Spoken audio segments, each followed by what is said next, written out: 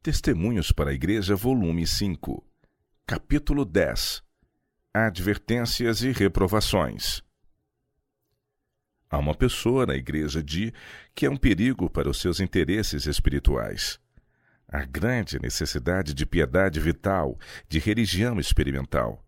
Não vou citar nomes. Que cada um investigue o próprio coração e compreenda suas imperfeições. Há alguns que sempre se inclinam para o mundo, baixando o padrão religioso por sua conversação mundana. Esses não têm o amor de Deus no coração. Suas mãos são débeis justamente quando a igreja necessita de ajuda coerente. Essa fraqueza espiritual é o resultado de sua própria indisposição de assumir responsabilidades quando e onde seja necessário. Quando, todavia, há qualquer plano ou sugestão de sua própria autoria, então sim, estão dispostos a assumir qualquer encargo. Seguir os próprios caminhos é seu objetivo. Se esses caminhos fossem os santificados, até que não seria tão mal. Mas, na realidade, não são. Há grande necessidade de obreiros zelosos e desinteressados na causa de Deus.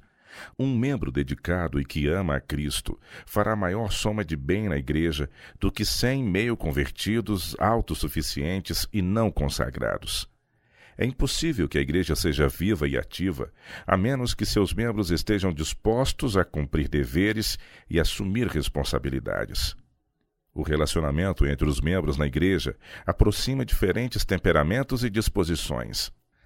Na igreja, há algumas pessoas dedicadas, fiéis e tementes a Deus, que oram muito e desempenham as responsabilidades da igreja, e cuja maior alegria está na prosperidade de seus membros. Ali, como noutros lugares, Satanás está constantemente trabalhando para tragar e desmoralizar. Essa é a ocupação do adversário para enfraquecer e destruir toda a organização a qual, se próspera, glorificaria a Deus. Jovens há que receberam a verdade e correram bem por algum tempo, mas Satanás os tem enredado em suas malhas mediante uniões insensatas e casamentos desaconselháveis. Essa, viu ele, seria a forma mais bem-sucedida para desviá-los dos caminhos da santidade. Durante algum tempo, parte desses jovens vestiram a armadura do Evangelho com dignidade e graça. Em todo o tempo em que seu coração e mente estiveram sujeitos à vontade divina, houve prosperidade. Mas quando o olhar se desviou de Jesus e foi posto em objetos indignos, aconteceu que o eu assumiu o domínio, que a razão carnal prevaleceu sobre o são juízo e a integridade, e a armadura cristã foi considerada muito pesada para ser usada pelos jovens. Talvez poderia ser boa para os velhos e experimentados soldados do Evangelho, mas foi considerada imprópria para a juventude. O tentador fez muitas sugestões calculadas para produzir inconstância e vacilação na carreira cristã. A ordem do capitão de sua salvação foi: vigiai e orai para que não entreis em tentação. Mateus 26, verso 41. Mas havia muita dificuldade para guardar fielmente o coração, e o ilusório poder de Satanás, mais uma enganosa tendência, os levou para longe de Cristo. Se esses moços e moças houvessem considerado as palavras do apóstolo, não sois de vós mesmos, 1 Coríntios capítulo 6, verso 19, fostes comprado por bom preço, 1 Coríntios 7, 23, não se sentiriam em liberdade de reter de Deus aquilo que ele adquiriu a custo infinito. Não há um jovem em 100 que sinta a responsabilidade que Deus lhe deu. Cada faculdade física e mental deveria ser cuidadosamente preservada e empregada da melhor maneira possível para a glória de Deus. Os jovens que permitem que sejam pervertidas as suas potencialidades, abusando assim dos dons divinos, serão chamados a dar estrita conta do bem que poderiam ter feito caso houvessem se beneficiado da provisão feita mediante Cristo Jesus. Deus requer o emprego de cada faculdade. Há jovens na igreja que deveriam estar cultivando a graça cristã da perseverança e se desenvolvendo para serem pessoas de fé. Deveriam ser tenazes, resolutos, arraigados e firmados na verdade. A igreja necessita da participação que Deus reservou para os jovens. Alguns há que professam seu nome e não consagraram plena e inteiramente suas energias a ele, porém, em certa medida, empregaram-nas no serviço de Satanás. Esses jovens estiveram e ainda estão roubando a Deus.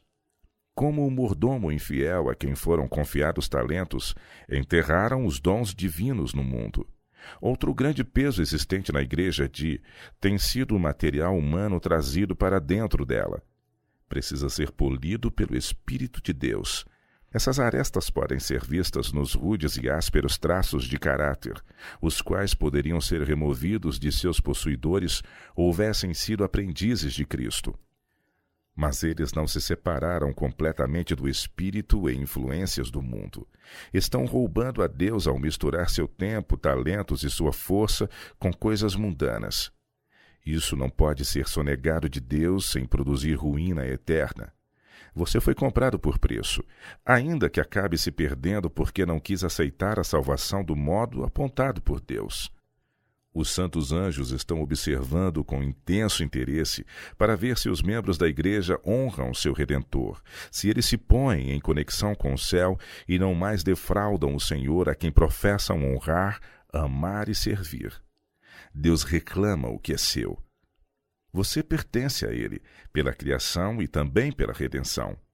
Quando, porém, permite que os fogos de paixões profanas inflamem as percepções, quando pronuncia palavras que afastam os santos anjos, quando pensa mal de seus irmãos, quando profana as mãos com os lucros da impiedade, está consentindo que seus membros sejam instrumentos de injustiça. Irmão, vi que a expressão em falta foi acrescentada junto ao seu nome nos registros celestiais. Em falta na paciência, na tolerância, no autocontrole, na humildade e mansidão. A carência dessas graças celestiais certamente fechará as portas do céu a você. Seu corpo, mente, todo o seu ser, com todas as suas habilidades, Deus os reclama para si. Seu temperamento impaciente e descontrolado precisa ser vencido. Doença espiritual é o seguro resultado de ceder a esse espírito murmurador, queixoso e agitado.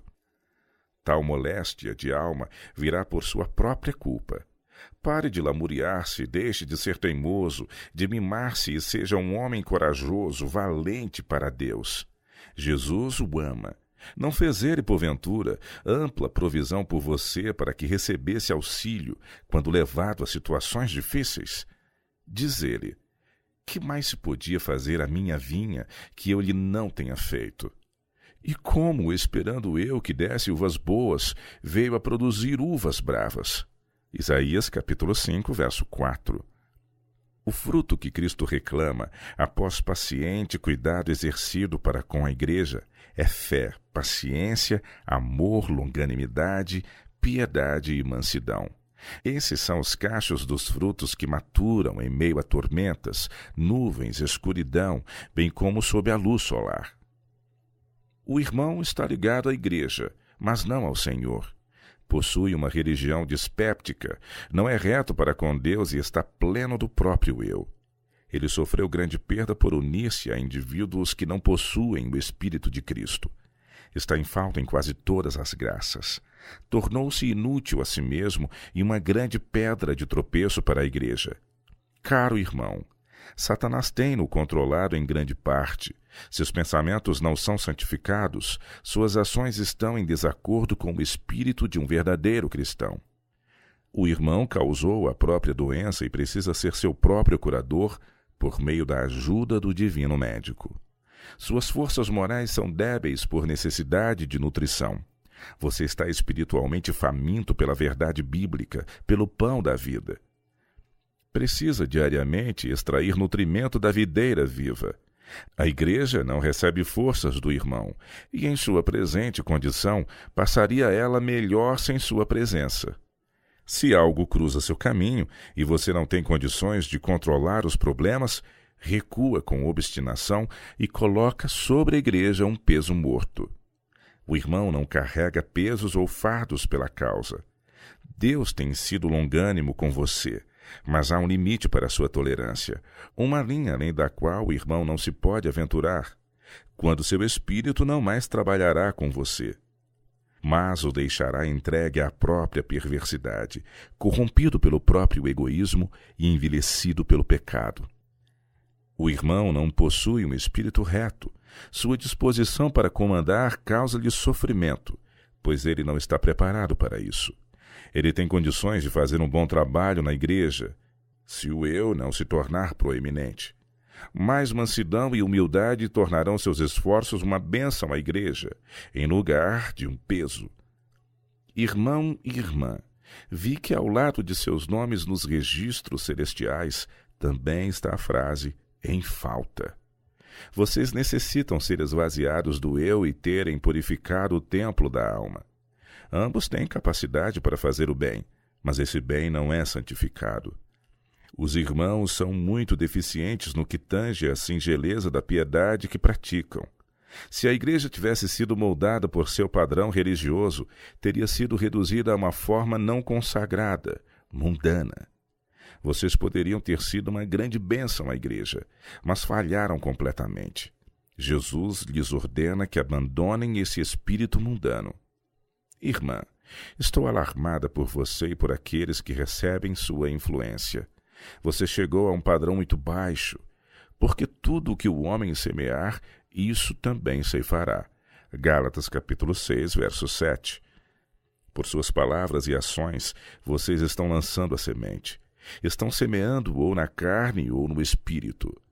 No dia do juízo final, cada um precisa tomar a foice e ceifar a lavoura que sua própria mão semeou. Seu marido está equivocado na obra que realiza.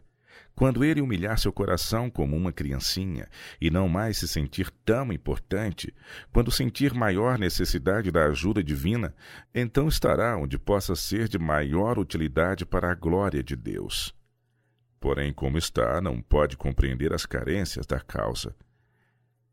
Há tanto ego e tão pouco Cristo revelado na vida e caráter de muitos, que Deus nada aceitará de suas mãos.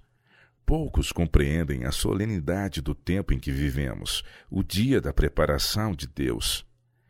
Se ambos se converterem e dedicarem suas habilidades à edificação da igreja, em lugar de debilitá-la, ajudando o inimigo a desviar seus membros para o mundo, obterão valiosa experiência a cada dia que passa. O irmão tem sido um grande obstáculo para a igreja. Ele não deveria ser membro dela até que sua vida diária esteja em harmonia com a profissão que faz. Hoje ele se acha sob a negra bandeira dos poderes das trevas. Satanás tem-no completamente sob controle. Influências poderosas e desencorajantes como essas têm sido como maré quase avassaladora sobre a igreja. 10 membros que andem humildemente terão maior poder sobre o mundo do que toda a igreja com seu presente número e falta de unidade. Quanto mais elementos divididos houver, menos poder terá a igreja para fazer o bem no mundo. Tomara pudesse eu tornar mais claro aos seus anuviados sentidos o grande perigo que vocês correm.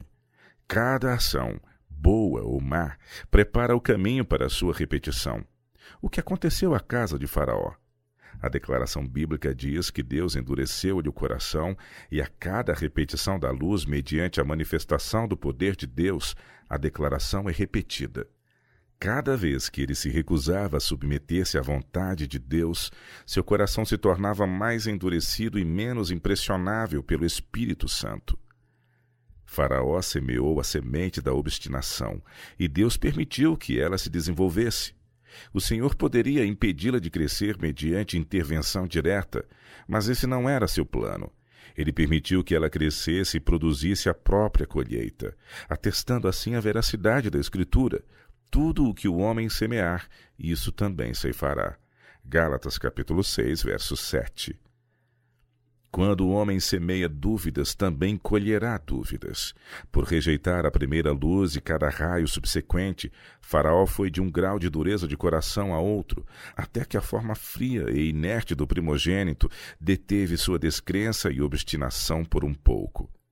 Então, determinado a não se submeter aos caminhos de Deus, continuou sua desvairada conduta até ser tragado pelas águas do Mar Vermelho.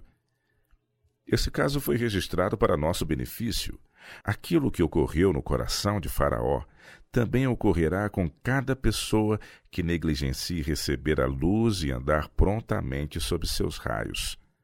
Deus não destrói a ninguém.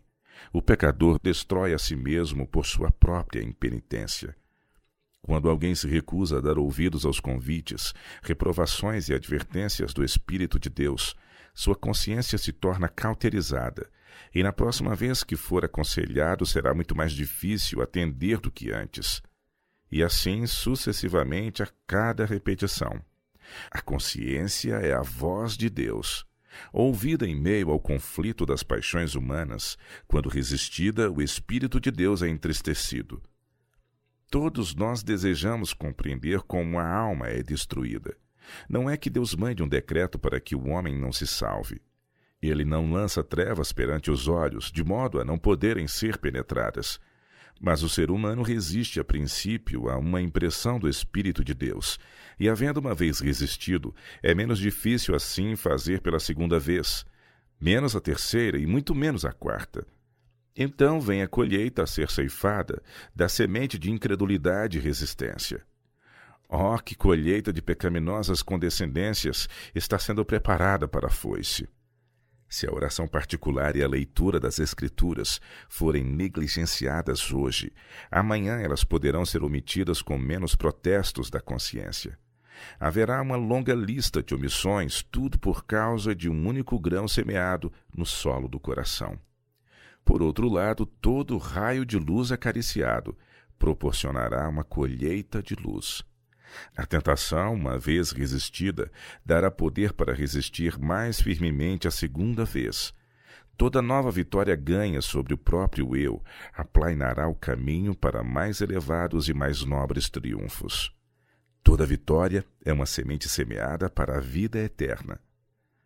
Há grande necessidade de obreiros zelosos, fiéis e abnegados em nossas igrejas pelo país. Ninguém que trabalhe na escola sabatina ou no setor de temperança trabalhará sem obter generosa colheita, não apenas no fim do mundo, como também na vida presente. No esforço de iluminar e abençoar a outros, suas percepções se tornarão mais claras e amplas.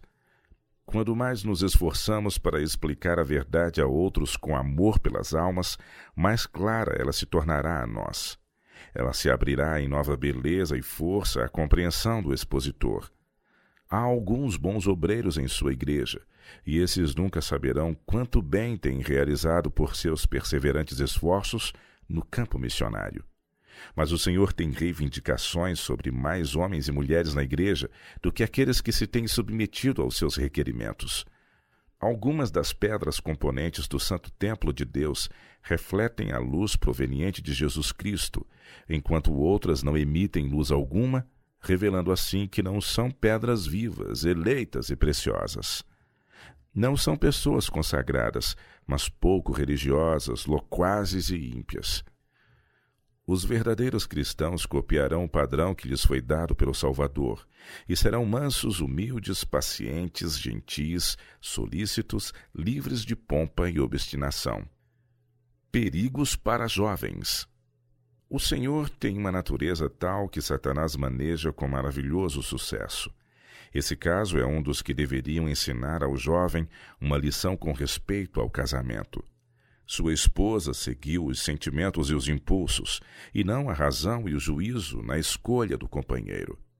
Foi o seu casamento o resultado de verdadeiro amor?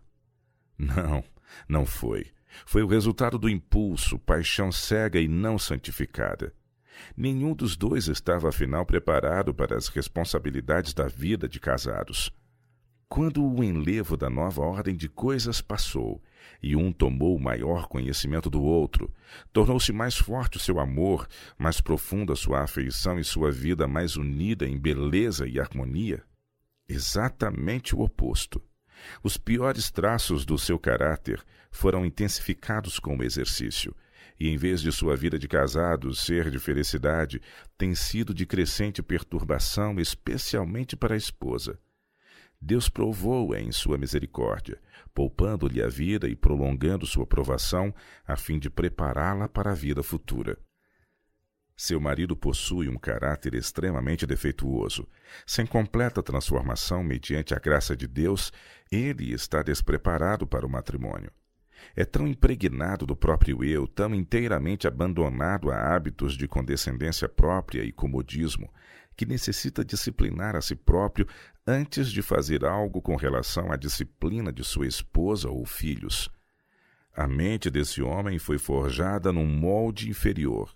Ele tem manifestado grosseria e objetáveis traços de caráter, e pelo que me foi apresentado, ele quase que não possui uma única boa qualidade em seu caráter. Existe apenas uma esperança, que ele possa ver-se como de fato é, e assim ter horror a si próprio e desprezar-se, buscando um novo coração, um novo nascimento e tornar-se um novo homem em Cristo Jesus. Ele precisa tornar-se um homem diligente. O trabalho lhe será de grande proveito. Sua conduta é ofensiva a Deus porque convida à tentação. Rispidez, ameaças e um espírito irrefreável e descortês tornam-no uma maldição a si mesmo e aos outros.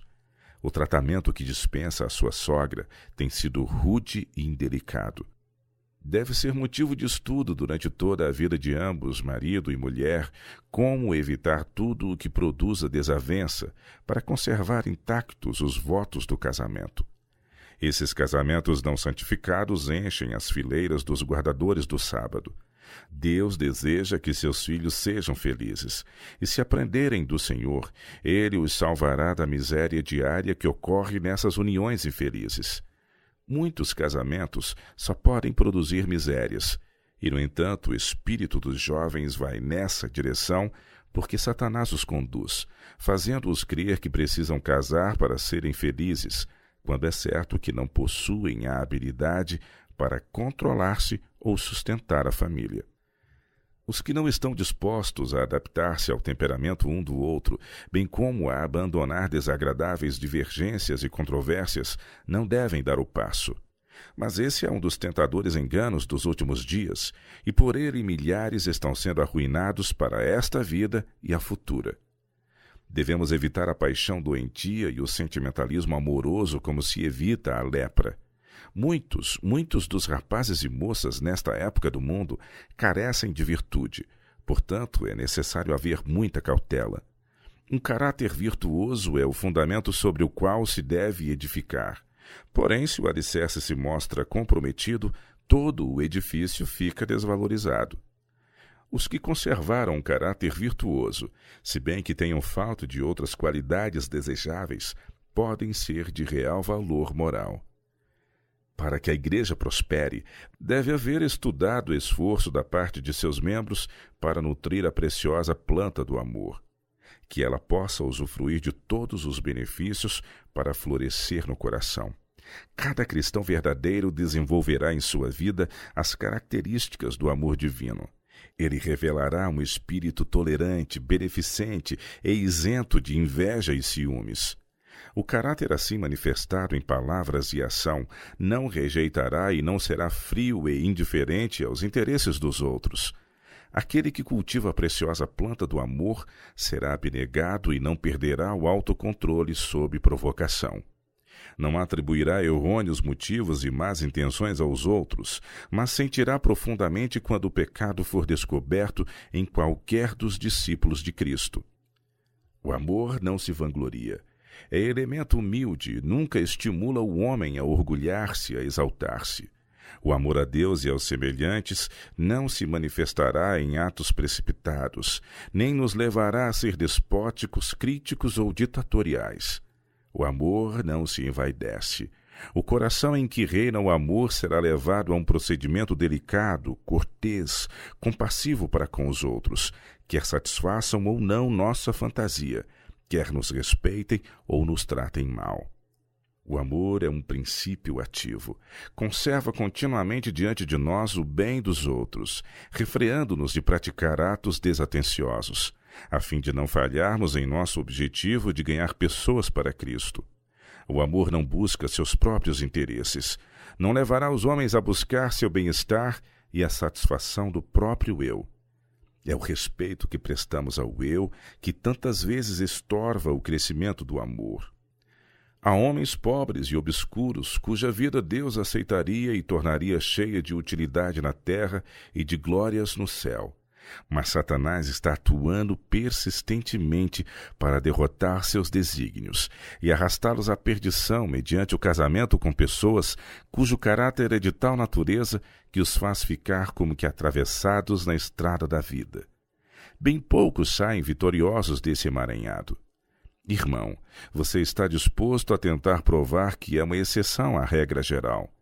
José foi um dos poucos que poderiam resistir à tentação. Ele mostrou que tinha em vista a glória de Deus. Evidenciou alta consideração pela vontade de Deus, tanto quando estava prisioneiro como quando próximo ao trono. Levava sua religião consigo onde quer que fosse e em qualquer situação em que era posto. A verdadeira religião tem um poder de influir sobre todos os aspectos da vida. Ela dá cor a tudo quanto o ser humano faz. Você não precisa sair do mundo para ser um cristão, mas necessita pôr sua religião com toda a sua santificadora influência em tudo quanto fizer e disser. O irmão pode bem cumprir todos os deveres envolvidos na situação em que Deus o pôs, ao manter o coração fixo nas coisas celestiais, quebrando assim o encanto que agora o prende por causa de um relacionamento imprudente. Se você tivesse seguido a luz, seria agora capaz de escapulir das armadilhas que aqueles que não discernem a vontade de Deus têm armado para capturar sua alma. Outro ponto admirável no caráter de José e digno de imitação pelos jovens é seu profundo respeito filial. Ao reencontrar seu pai com lágrimas nos olhos, envolveu-o num afetivo e amoroso abraço. Parecia sentir que não podia fazer o suficiente pelo conforto de seu pai, e cuidou dele durante seus últimos anos com amor mais terno que o de uma mãe. Nada poupou para mostrar-lhe seu respeito e amor em todas as ocasiões. José é um exemplo do que a juventude deve ser.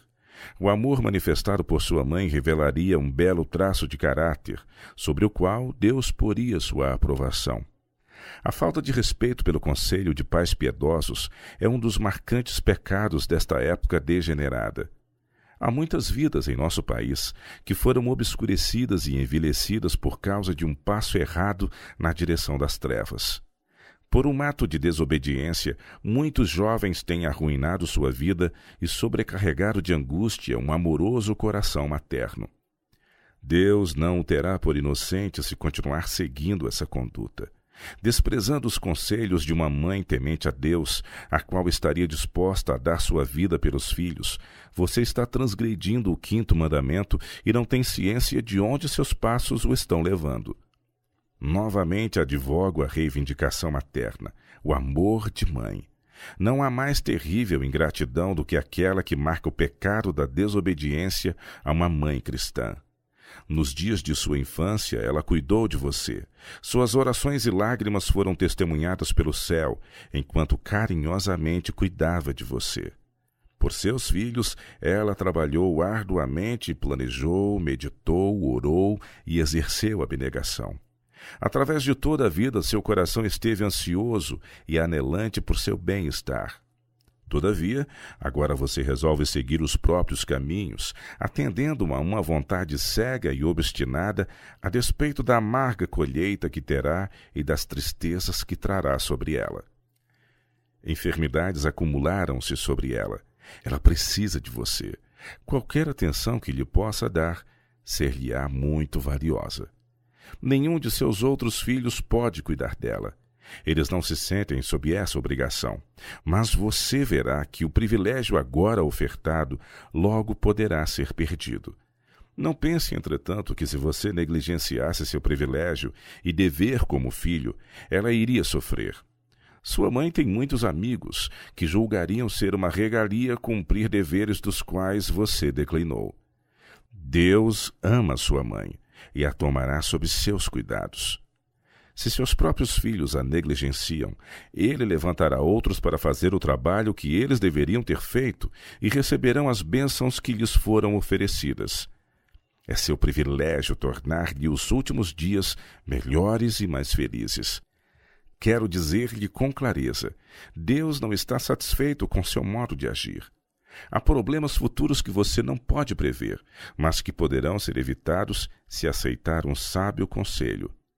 Nosso Salvador fê-lo objeto de seus infatigáveis labores e terna solicitude, para que você possa ser sábio e evitar a própria ruína. Ele anseia por você com ilimitada compaixão e amor, exclamando: quantas vezes quis eu ajuntar os teus filhos, como uma galinha junta os seus pintos debaixo das asas, e não quiseste. Lucas capítulo 13, verso 34. Seu coração insensato recusou o conselho dos melhores amigos. Em virtude das fervorosas e fiéis advertências para guardá-lo de cometer erros que afetariam toda a existência, você imaginou que era um grande benefício para a igreja. Verdadeiramente você poderia, em Jesus Cristo, ser bastante útil, mas apesar disso o Senhor e a igreja podem se dar muito bem sem você. O irmão pode se unir ao exército dos seguidores de Cristo se quiser. Pode tomar parte em seus conflitos e triunfos. Mas se escolher o contrário, o abnegado exército sob a bandeira ensanguentada da cruz seguirá adiante para a vitória certa e o deixará para trás. Se optar por guiar seu frágil barco pelas tempestuosas águas, você responderá pela presunção e será responsável pelos resultados. Se o irmão pudesse ver como já enfraqueceu nos princípios, se pudesse perceber o quanto sua honra e honestidade foram atingidas, notaria que Deus não está mais com você e que não deveria mais permanecer no lugar que ocupa. Você é indigno. Meu coração ficou realmente triste quando soube o que você poderia ter sido se houvesse se submetido integralmente a Deus.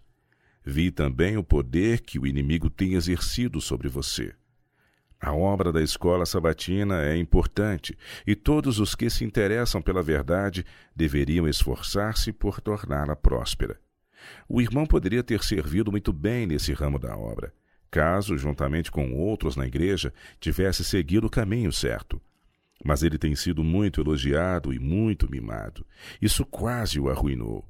O Senhor pode fazer as coisas sem ele, mas ele não pode dar-se ao luxo de realizar qualquer coisa sem Deus. O Senhor confiará sua obra a homens de mãos limpas e coração puro, pois é uma honra assumir responsabilidades em sua causa.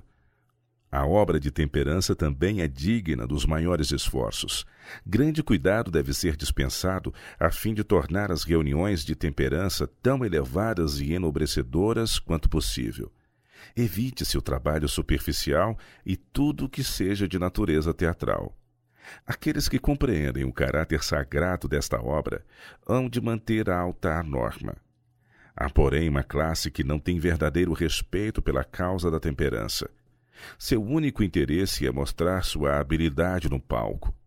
Os puros, os refletidos e aqueles que compreendem o assunto da obra devem ser animados a trabalhar nesses grandes ramos de reforma.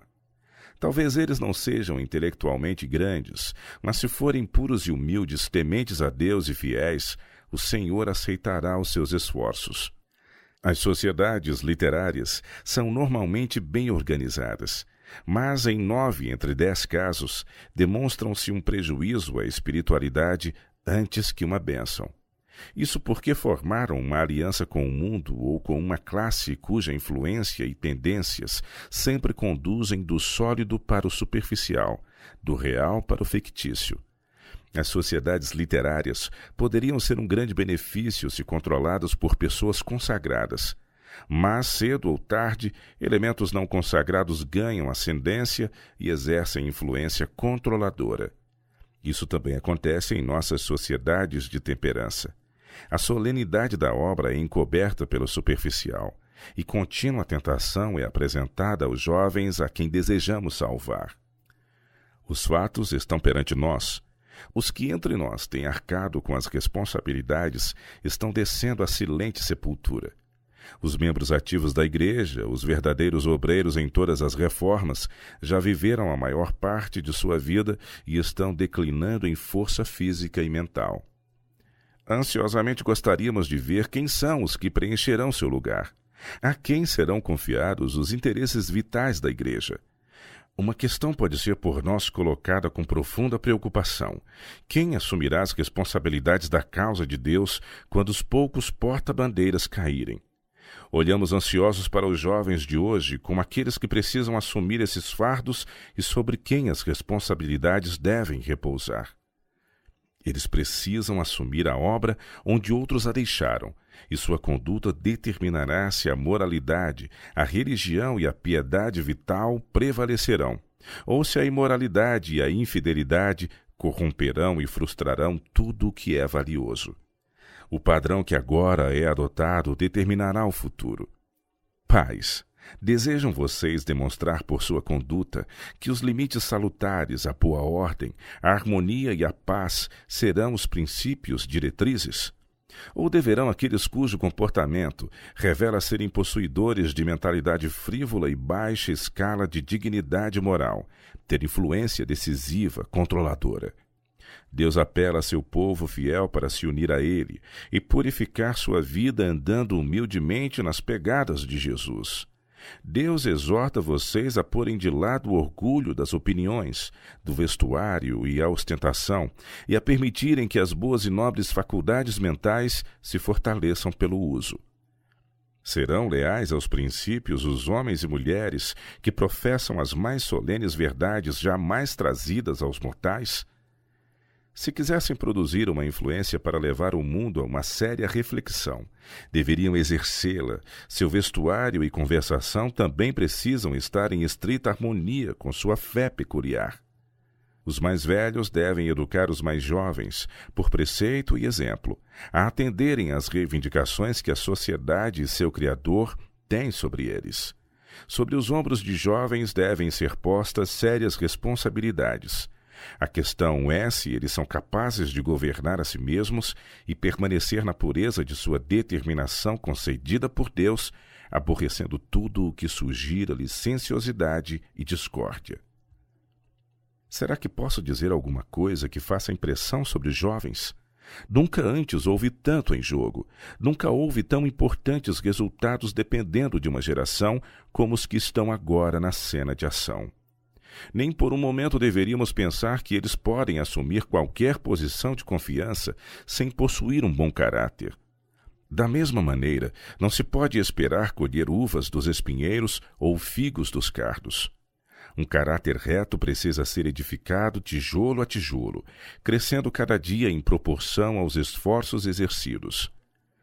Aquelas características que eles levarão ao céu consigo precisam ser obtidas por diligente exercício de suas próprias faculdades, por aprimorar cada benefício que a providência lhes concedeu e por unir-se à fonte de toda sabedoria. Não se pode tomar por base a nenhum padrão baixo. Não se deve permitir que a mente seja ajustada num molde inferior. As características de José e Daniel são bons modelos a seguir. Mas Cristo é o modelo perfeito. Alguns dos irmãos e irmãs da Igreja têm feito um bom trabalho missionário, mas seu interesse não deve esmorecer. Poucos têm feito mais do que suas forças poderiam suportar, mas era seu deleite fazer isso. Todos podem desempenhar uma parte nessa obra e ninguém é descartado. Jesus deseja que todos os que professam seu nome se tornem obreiros fervorosos. É necessário que todo membro individual construa sobre a rocha que é Jesus Cristo. Arma-se uma tempestade que forçará e provará ao máximo o fundamento espiritual de cada um. Por isso, evite o solo arenoso, busque a rocha, cave fundo, ponha alicerce seguro, construa para a eternidade. Construa com lágrimas, com orações provindas do coração. Que cada um de vocês daqui por diante embeleze a vida através de boas obras. Calebes são os homens mais necessários nestes últimos dias. O que tornará nossas igrejas vigorosas e bem-sucedidas em seus esforços não é a obra ruidosa, mas a que se faz quieta e humildemente. Não é a ostentação e exibicionismo, mas o esforço paciente, perseverante e acompanhado de oração. Quem não é comigo, disse Cristo, é contra mim. Lucas capítulo 11, verso 23. Homens e mulheres decididos, que se entregam de todo o coração, são os que hão de subsistir neste tempo. Cristo joeirou seus seguidores repetidas vezes, até que afinal só ficaram 11, e algumas mulheres fiéis para assentar as bases da igreja cristã. Existem alguns que se deixam ficar para trás quando há responsabilidades a assumir, mas quando a igreja está toda possuída de zelo, entusiasmam-se, cantam e bradam e ficam elevados, mas cuidado com esses. Passado o entusiasmo, apenas alguns fiéis Calebes tomarão a frente e manifestarão princípios inabaláveis. Esses correspondem ao sal que conserva seu sabor. É quando a obra vai com dificuldade que as igrejas desenvolvem seus verdadeiros ajudadores. Eles não estarão falando de si mesmos, reivindicando o eu, mas imergirão sua identidade em Cristo Jesus. Para ser grande no reino de Deus, deve-se ser uma criança em termos de humildade, em simplicidade de fé e pureza de amor. Todo orgulho deve ser excluído, todo ciúme vencido, toda ambição por supremacia abandonada e uma mansidão e confiança infantil estimuladas. Esses encontrarão em Cristo sua rocha protetora, sua poderosa fortaleza. Nele podem confiar implicitamente, pois nunca lhes faltará. Oh, que todos os que creem na verdade presente sejam exortados a buscar ao Senhor. Os pensamentos divinos de infinita misericórdia e seu amor incomparável deveriam influenciar todos a imitar seu exemplo. Mas isso não ocorre.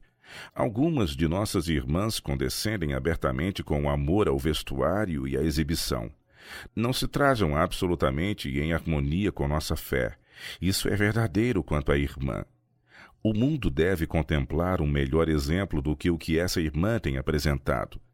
Ela deveria sentir sua responsabilidade de pôr toda a sua influência ao lado de Cristo e procurar tornar aqueles com quem se associa menos mundanos. Ela e a irmã seriam de grande benefício à igreja se estimulassem a simplicidade no vestuário nelas próprias e nas outras. Essas irmãs que são costureiras e que estudam as tendências da moda, frequentemente levam outras mulheres na igreja a fazer aquilo que desagrada a Deus, animando-as a cortar e ornamentar seus vestidos e imitar o mundo.